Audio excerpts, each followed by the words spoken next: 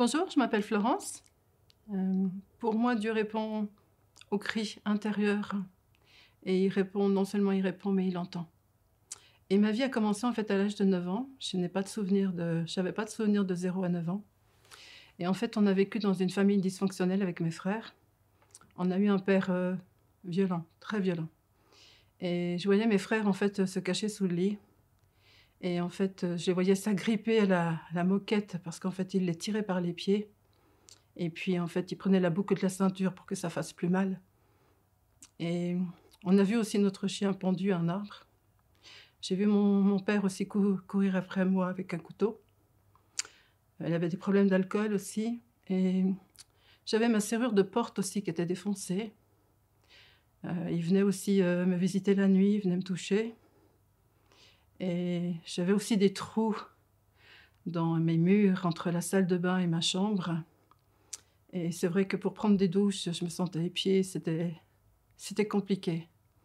J'avais une maman aussi maniaco-dépressive et malgré les psychiatres, impossible de régler ce problème et je l'ai vue vraiment souffrir dans son être intérieur. Elle se mettait à genoux en fait devant nous, devant mon père, devant des étrangers aussi, elle implorait le pardon. Elle était dans une telle détresse, mais je l'ai vue aussi, changer et devenir, méchante, agressive, où elle cherchait beaucoup la bagarre avec mon père, elle se sentait pas aimée, elle allait voir d'autres hommes. Des fois, on n'avait plus rien à manger parce qu'elle perdait aussi un peu la raison, on n'avait plus rien dans le frigo non plus.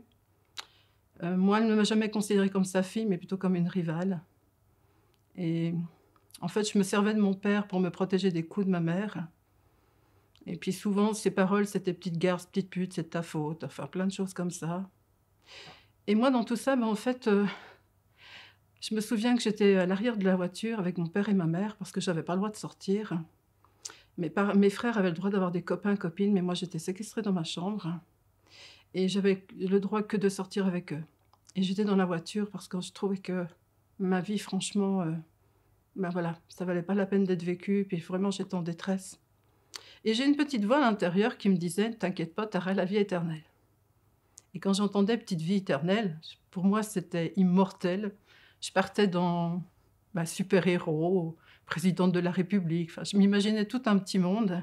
Ça me permettait de sortir, ça me permettait de continuer de vivre un peu plus longtemps.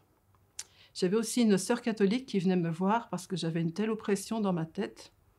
Impossible d'apprendre mes leçons, je redoublais sans cesse et en fait, cette sœur catholique venait une fois par semaine, puis elle m'apportait une Bible. Elle m'a appris à tricoter, elle m'a appris toutes les petites choses de la vie. Pour moi, c'était une bouffée de chaleur, c'était un rayon de soleil et j'ai vu aussi mon papa gravement malade, atteint d'un cancer.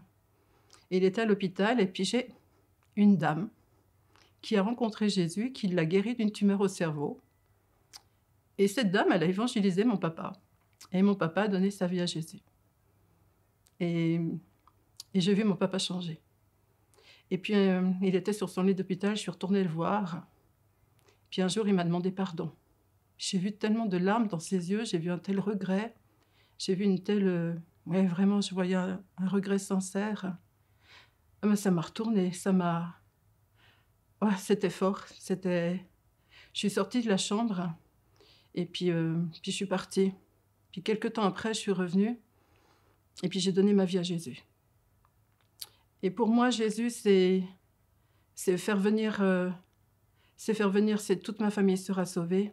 C'est faire venir la bénédiction non seulement sur moi, mais sur ma famille et pour moi, c'est le début d'une vie avec lui où il y a tout un cheminement qui va se passer. Voilà.